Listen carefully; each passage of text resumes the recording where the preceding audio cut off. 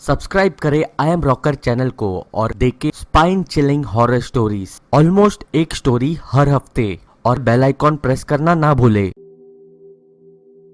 मेरी बड़ी बहन आराध्या मेरे से 5 साल बड़ी है और ये कहानी भी 5 साल पहले घटी है। मेरी बहन का करंट बॉयफ्रेंड होने से पहले वो टिंडर पे डेट करती थी। उसने मुझे और मेरी दूसरी बहन श्वेता से कहा कि वो एक लड़के से मिलने के लिए पास के ही कैफे में जा रही है। जब वो वहाँ पे पहुंची तब उसने उस लड़के को मैसेज करके बताया कि वो कैफे में कहाँ पे बैठी है। शायद 1 या 2 मिनट ही हुए होंगे और एक आदमी उसके पड़ोस में आके बैठा और उसको ड्रिंक ऑफर करने लगा। यह आदमी मेरी बहन से काफी ज्यादा बड़ा था और उसके कपड़ों से बदबू आ रही थी और उसके दांत भी अजीब थे।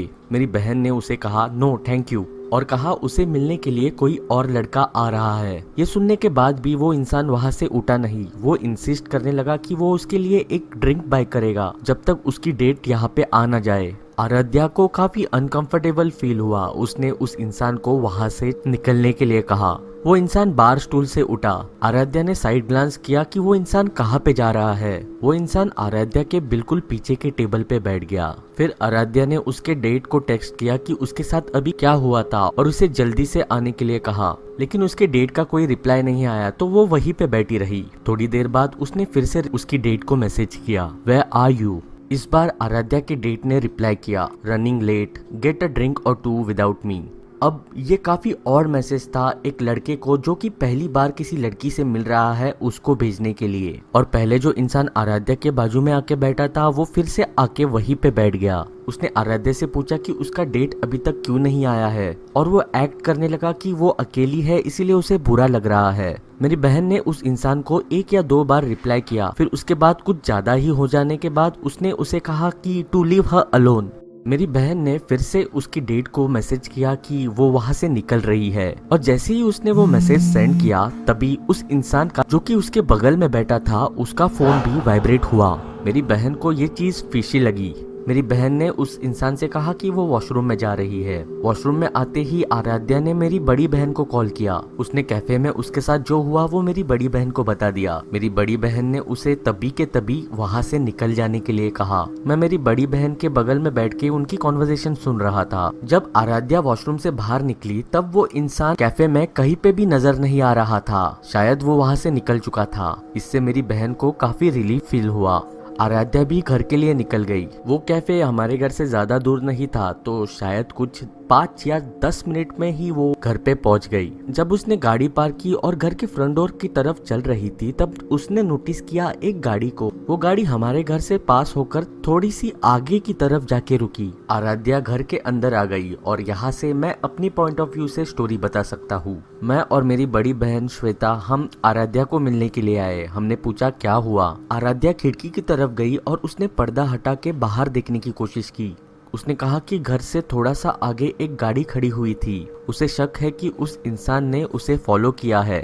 हम तीनों ने भी खिड़की से बाहर देखा लेकिन खिड़की के बाहर कोई भी गाड़ी खड़ी नहीं थी। फिर उसने हमें एग्जैक्टली उस कैफे में क्या हुआ है वो बताया। श्वेता ने आराध्या को कंसोल किया। मैंने आराध्या से कहा कि अगर वो इंसान तुम्हारे इर्द गिर्द भी घूमेगा तो मैं उसका मुंह तोड़ दूंगा। उसके बाद हम अपने अपने रूम में चले गए। मैं अपने रूम में फार क्राई 4 खेल रहा था। तभी मैंने मेरे दोनों बहनों की चिल्लाने की आवाज सुनी। Let me shift to Aradhya's point of view for a moment. Aradhya अपने रूम में बैठी थी। तभी उसे उस नंबर से मैसेज आया, hey I am sorry I didn't see your text until I got to the bar. Aradhya ने उस टेक्स्ट को रिप्लाई नहीं किया तो उस नंबर से फिर से मैसेज आया कि I am gonna meet you at your house, which window is yours. Aaradhya ने श्वेता को बुलाया और बताया जो कुछ भी हो रहा है। वो दोनों भी वहाँ पे बैठकर बातें कर रहे थे, फिगर आउट कर रहे थे कि अब क्या किया जाए। तभी आराध्या के बेडरूम की खिड़की खुली। उस खिड़की में वही इंसान था जो उसे कैफे में मिला था। वो अंदर आने की कोशिश कर रहा था। वो दोनों भी ये देखकर चिल्लाए। मैं और मेरे मॉम डैड अपने रूम से आराध्या के रूम में आए।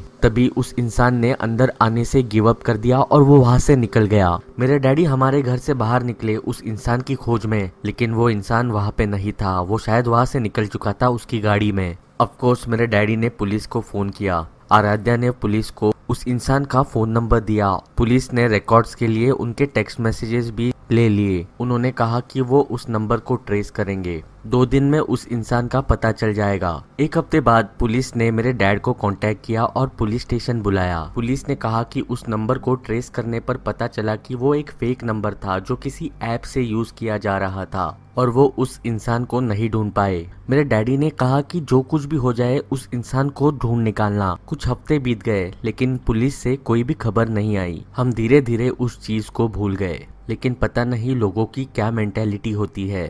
एक लड़की के घर में उसका रूम तक क्लाइम करके उसकी खिड़की से घुस जाना ये नॉर्मल बात नहीं है। वो शायद ही कोई साइकोपाथ होगा। हे पंटर्स, कैसे हो सब लोग? उम्मीद करता हूँ सब लोग घर पे ही बैठे होंगे। इस क्वारंटीन में मैं आपको घर पे रहने का एक और रीजन दे रहा हूँ। पुरानी वीडियोस जो इस चैनल पे थी जो डिलीट हो चुकी थी वो मैं अब मेरे इंस्टाग्राम अकाउंट के IGTV पे डाल रहा हूँ। अगर आपको वो पुरानी वीडियोस एंजॉय करनी हो तो मुझे इंस्टाग्राम पे फॉलो करो। इंस्टाग्राम की लिंक मैंने मेरे डिस्क्रिप्शन बॉक्स में दे रखी है। और घर पे रहो और सेफ रहो। तो चलो तो यारो मैं निकलता हूँ। मैं आपसे बात करूंगा अगली वीडियो में।